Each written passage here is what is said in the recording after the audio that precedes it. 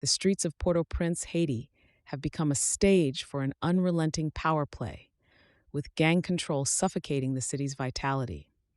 At the eye of this storm sits gang leader Jimmy Cherizier, known as Barbecue, who has suggested his openness to ceasefire and political dialogue, albeit with conditions attached.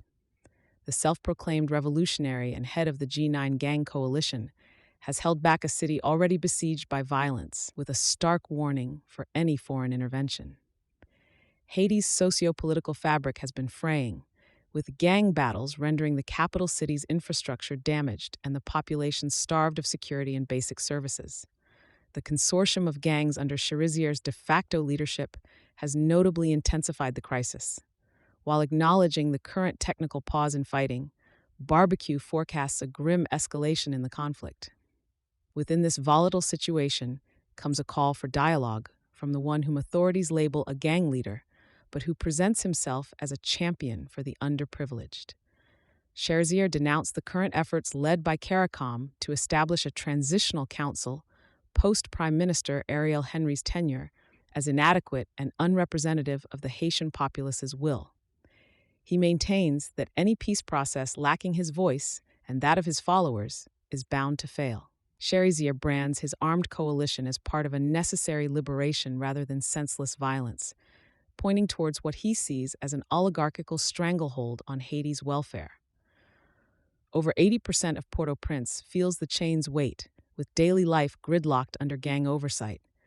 Journalists visiting Barbecue traversed a gauntlet of burnt-out infrastructure under the watchful eyes of armed guards, highlighting the gang's militarized grip on the region. As Haiti's security forces seem powerless against this organized crime wave, international options come into consideration. However, Cherizier's reaction to possible foreign intervention is definitive. Any such forces would meet with fierce resistance and treated as invaders, undercutting Haitian sovereignty. Barbecue demands a seat at the negotiating table, as leader of the newly formed Vive Ensemble revolutionary group, pushing for a change among his cohorts. Despite the ironclad rule, he acknowledges the necessity of curbing violence within his shelters and assures a concerted effort towards a peaceful, equitable Haiti, free of the referred corrupt political class.